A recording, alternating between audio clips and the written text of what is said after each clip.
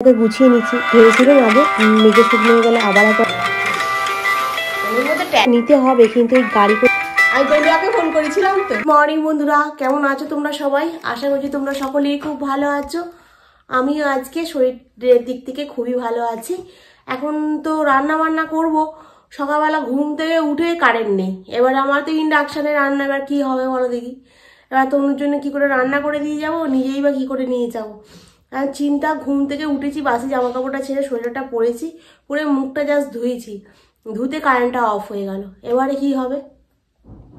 চলো এখন বরঞ্চ বিছনাটাকে গোছাই, গুছিয়ে ঘর দালানটা ঝাড় ফাড় দিয়ে এইদিকের কাজগুলো করি। করতে করতে হয়তো কারেন্টটা চলে আসবে। এবার কারেন্ট না হলে আমি লাইট অন করতে পারছি না। লাইট অন না করলে তোমার ক্যামেরাতে অন্ধকার অন্ধকার আসবে। যে চিন্তা সকালবেলা ঘুম থেকে উঠেই।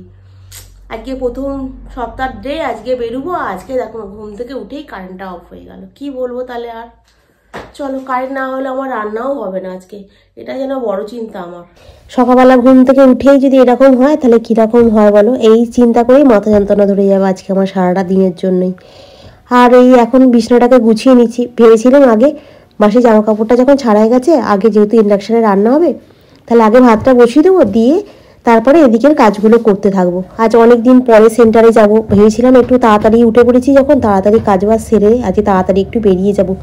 কারণ দেখতে দেখতে প্রায় এক সপ্তাহ, সোমবারে গেছি, আজকে সোমবার, পুরো এক সপ্তাহ পরে যাব। কিন্তু যা ভাবি ঠিক তা আমার সঙ্গে উল্টোটাই হয়ে যায়। তো চলো, বিছনাটা ঝাড়া হয়ে গেল। বাসি জামা কাপড়গুলো ছেড়ে আমি এখানেই ফেলে রেখে দিয়েছিলাম। এগুলো নিয়ে গিয়ে একটু বাথরুমে রাখি। এখন ধোবো না, যখন চান করবো তখন একেবারে সব কটা ধুয়ে পরিষ্কার করে দেবো। কালকে তোমার বিকালবেলা কার্পেটটা পেতে রেখে দিয়েছিলাম, কারণ ঠান্ডার জন্য। আর এই কার্পেট পাতলে কি আর শীতকালে একবার তোলো, তুলে ঝাঁট দাও, মোছো, আবার মেজে শুকনো হয়ে গেলে আবার একবার পাতো। এই জন্য আমার এই কার্পেট এক একদিন পাতা হয় না। আমার এই 7 বার তুলতে গোছাতে গোছাতে অনেকটা সময় চলে যায়। আজকে কারেন্ট এসেছে কতক্ষণ পরে জানো? অনেকক্ষণ পর। তখন আমার ঘর দালান ঝাঁট দেওয়া মুছা সব কমপ্লিট হয়ে গেছে।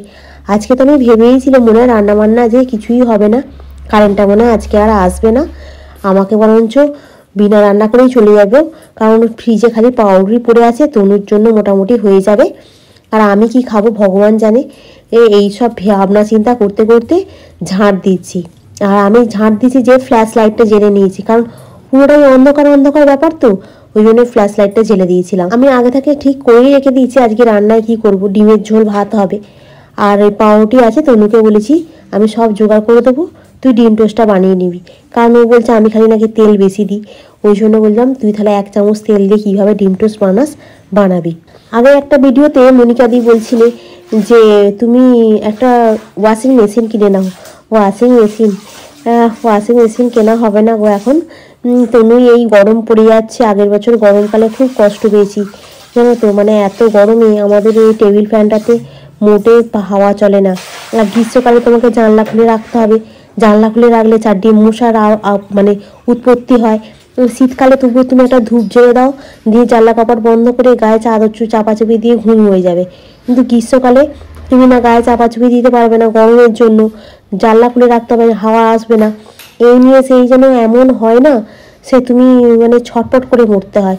তাই এসি তনু করছিল, কিন্তু এসি যে কিনবো অনেক রকম ভাবনা চিন্তা করছি এখন। ওই জন্য এখনো এসি কেনার এখন কিছু নাম গন্ধও করি। বললো যে কারেন্টটা এসে গেছে, আমি ছুট্ট ওই জন্য চলে এলাম। ভাতটা একটু ইন্ডাকশানে বসিয়ে দিলাম। এটা নিয়ে গিয়ে গাছের গোড়ায় ঢালি। অনেকদিন হয়ে গেছে গাছের গোড়ায় জল দেওয়াই হয়নি। মানে জল দেওয়া হয়েছে, মানে চাল ধোয়া জলটা দেওয়া হয়নি।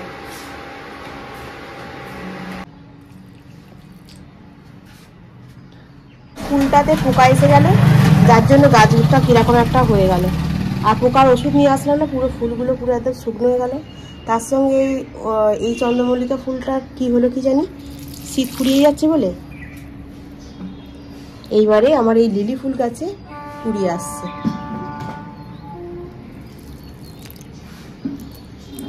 আমার পিঁপড়ে আসছে, দেখো পিঁপড়েতে কেমন বাসা করেছে।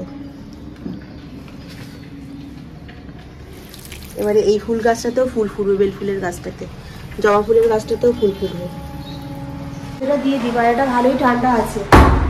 আর এখন গরম জলটা বসিয়ে চান করতে চলে যাই, কারণ ভাত হতে অনেকটা সময় লাগে ইন্ডাকশানে। এখন ওয়েট করতে গেলে না আমার দুদিকের কাজ হয়ে যাবে। ভাবছি আলুটা কেটে আর ডিমটাকে রেডি করে রেখে দিয়ে যাই। ভাতটা হয়ে গেলে ডিম সেদ্ধটা আর বসিয়ে দেবো, তার মধ্যে আমার চানটাও হয়ে যাবে। ভাতটা হচ্ছে, আমি এখন চান টান করে ঠাকুরের স্থানটা মুছে ঠাকুরটা পুজো করে নেবো একেবারে। চাষ হতে দিয়ে রেখে দিয়েছি তো, ভাতটা হতে একটু সময় লাগবে। আর জোরে দিলে ফটফট করে ফুটে চারদিকময় হবে। আর ইন্ডাকশানে ভাত করলে কি হয়, ওই আস্তে করে দিয়ে রাখলে তাহলে তাড়াতাড়ি করে ভাতটা হয়ে যায় আর কি। ওম নমঃ শিবায়, ওম নমঃ শিবায়, ওম নমঃ শিবায়। ঠাকুরের সিংহাসনটা কাগজ দিয়ে করে দিয়েছি বলে একদম নতুনের মতো হয়ে আছে, দেখতে বেশ ভালো লাগে, পুজো করতেও খুব ভালো লাগে। ঠাকুরের স্থানটা বেশ পরিষ্কার রাখলে না বেশ ভালো লাগে। আর এই র্যাকটা কিনে ঠাকুরের জায়গাটা আরও যেন বেশি সুন্দর পরিষ্কার পরিষ্কার থাকে এখন। তো এইটুকু তেল দিয়েছি চাটুতে, এইটা দিয়ে বানাবে ডিম টোস্ট। আমি নাকি ডিম টোস্টে নাকি প্রচুর নাকি দিচ্ছি, কি বলে যেন তেল দিচ্ছি, অনেক জোরে দেওয়া আছে কিন্তু ইন্ডাকশন। হ্যাঁ, কমিয়ে দিল। ওইটুকু তেল দিয়ে ওর ডিম টোস্ট বানা হচ্ছে। ওর মধ্যে ট্যালেন্ট আছে, ভরে ভরে ট্যালেন্ট আছে।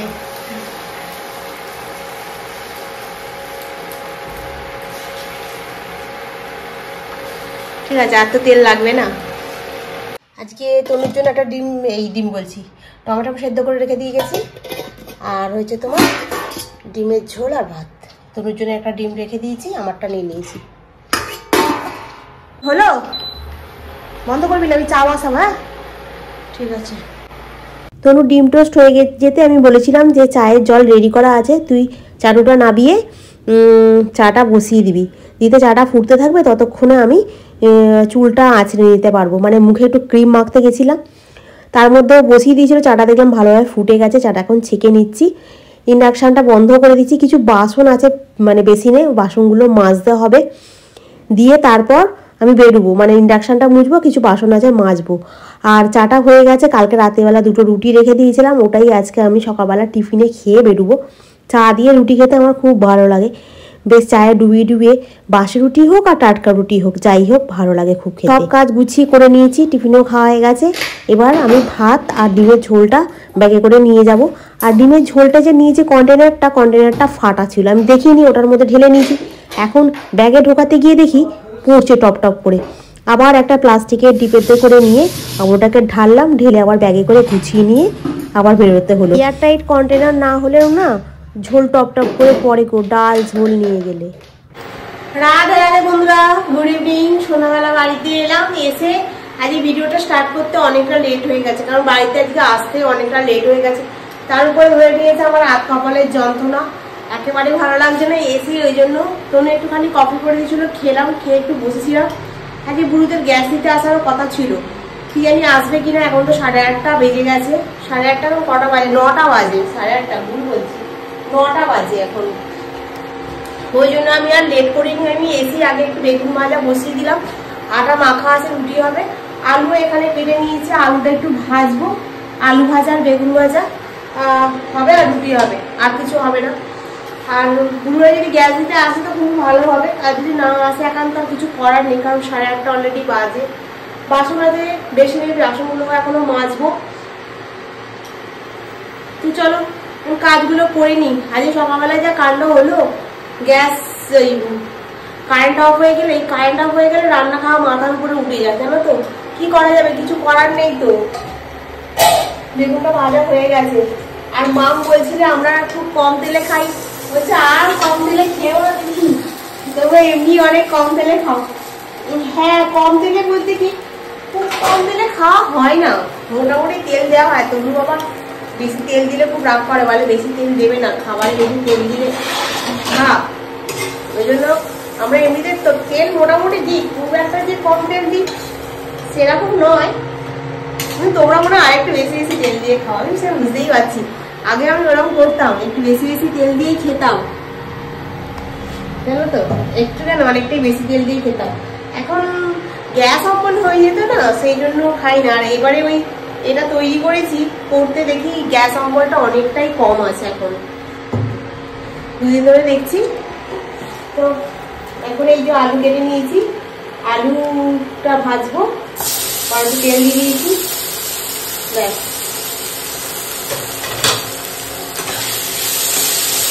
এখনই নুনটা দেবো না আলুতে, নুনটা দিলে কি হবে বলতো, কড়াটাতে জড়িয়ে যাবে।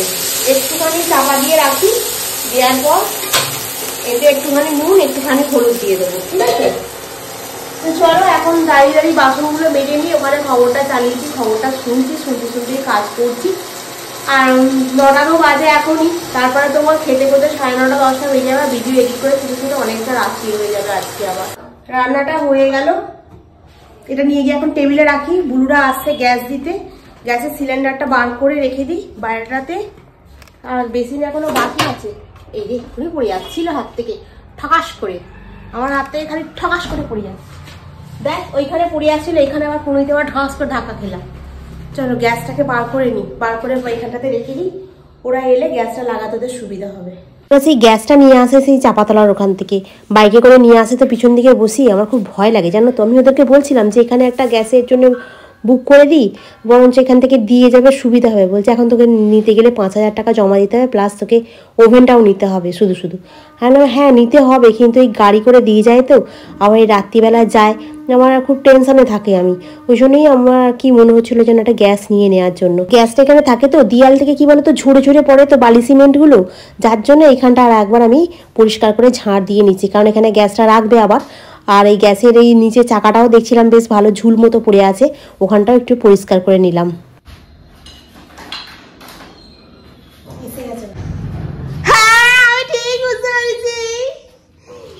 নিচে যখন ঢক ঢক করে গ্যাসের আওয়াজ হচ্ছে, আমি ঠিক বুঝতে পেরেছি যে তোরাই আসছিস। আমি গলুয়াকে ফোন করেছিলাম তো। জ্বালিয়ে দেবো মা, এটা একটু খাবে মা? কেন খাও না? ধনকে চিল্লি, মনকে চিল্লি, সোনারে চিল্লি না, সোনাকে চিল্লি, মোনাকে চিল্লি। ছি ছি ছি রে ননি ছি। এটা খুব উপকার, এটা খেয়ে সত্যি সত্যি আমার শরীর খুব ভালো আছে। এই গানটা খুব উঠে যায়।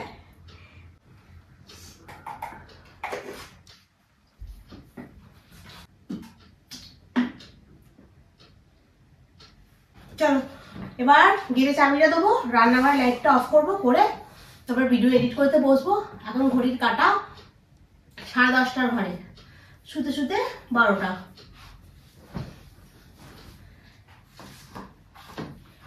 কি রে? ছি ছি ছি রে ননি ছি, ছি ছি ছি রে ননি ছি।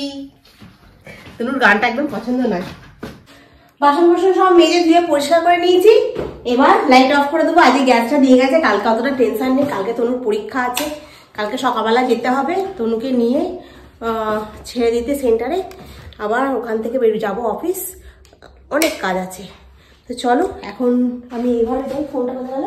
এই ফোনটা নিয়ে নিই, নিয়ে এবারে ঘরে যাই, গিয়ে বসে বসে ভিডিওটা এডিট করব, করে তারপরে শুতে যাব। তো চলো বন্ধুরা, আজকের ব্লগটা আমি এখানেই শেষ করলাম। নেক্সট ব্লগে আবার তোমাদের সঙ্গে দেখা হবে। তোমরা খুব ভালো থেকো, সুস্থ থেকো, খুব সাবধানে থেকো। এখন ঠান্ডা গরমের সময় চলতেছে, সবাই দেখছি সেন্টারে গিয়ে দেখছি সবাইরই স্টুডেন্টদের প্রায় সর্দি কাশি হয়ে আছে। তো তোমরা সকলের খুব সাবধানে থেকো। আজকের মতো এখানেই রাখি, গুড নাইট।